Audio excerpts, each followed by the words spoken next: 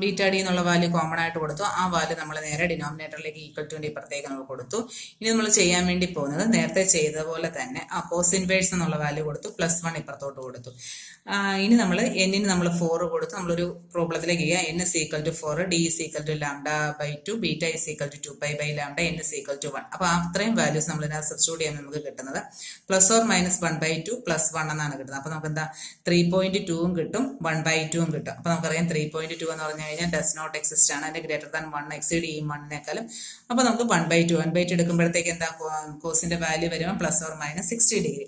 ഇനി അടുത്ത എവിടെയെങ്കിലും മൈനർ ലോബ്സിലാതെ മിനിമം വാല്യൂ ഉണ്ടോ എന്ന് അറിയാൻ വേണ്ടി നമ്മൾ എന്താ n is equal to 2 എന്ന് പറഞ്ഞൊരു വാല്യൂ കൊടുക്കുക. 2 എന്നുള്ള വാല്യൂ കൊടുത്തു കഴിഞ്ഞാൽ നമുക്ക് 0ഉം 2ഉം കിട്ടും. 2 നമ്മൾ എടുക്കത്തില്ല, 0 മാത്രമേ എടുക്കത്തുള്ളൂ. So +or-90 degree. ഇനി നമുക്ക് n ന് 3 എന്നുള്ള വാല്യൂ കൊടുക്കുമ്പോൾ 5/2 വരും. പക്ഷെ 5/2 നമ്മൾ എടുക്കത്തില്ല, -1/2. അപ്പം +or-120 ഡിഗ്രി. അപ്പൊ നമുക്ക് ഇനിയിപ്പം ഇതിന്റെ റേഡിയേഷൻ പാറ്റേൺ വരയ്ക്കാം. റേഡിയേഷൻ പാറ്റേൺ ഓഫ് എൻഫയർ അറേ ആണ് നമ്മൾ ഇനി വരയ്ക്കാൻ വേണ്ടി പോകുന്നത്.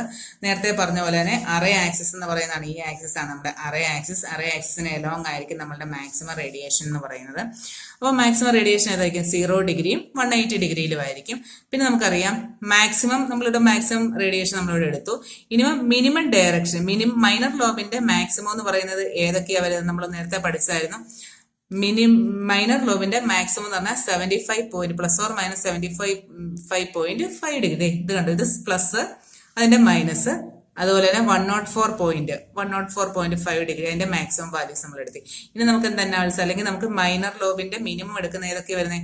60 ഡിഗ്രി, 120 ഡിഗ്രി. അതുപോലെ തന്നെ നമ്മൾ എടുത്തു കഴിഞ്ഞാൽ എന്തായിരിക്കും? 90 ഡിഗ്രി, 270 ഡിഗ്രി.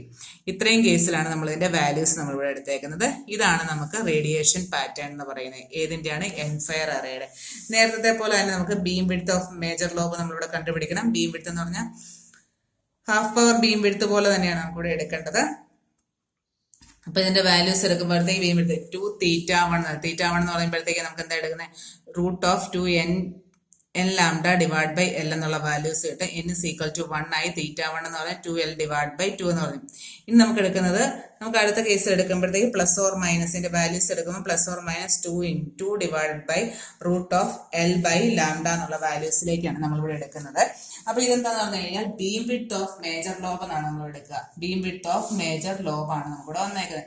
നേരത്തെ നമ്മൾ എന്താ ചെയ്തത്? നമ്മൾ ഇതിന്റെ കേസിലും, അതായത് ബ്രോഡ് സൈഡ് അറേയുടെ കേസിലും നമ്മളിത് കണ്ടുപിടിച്ചിട്ടുണ്ടായിരുന്നു. അപ്പോൾ BWF എന്ന് പറഞ്ഞ കേസ് നമ്മളിവിടെ എടുത്തു.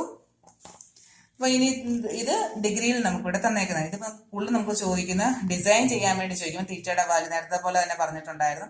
ഔട്ട് ഓഫ് ഫേസ് എന്ന് പറഞ്ഞു കഴിഞ്ഞ് വന്നാൽ നമ്മൾ ഏതാ എടുക്കുന്നത്? 11th അറേ ആക്സിസ് എന്ന് പറഞ്ഞ് എടുത്താൽ നമ്മൾ എൻഫയർ അറേ ആണ് നമ്മൾ എടുക്കുന്നത്.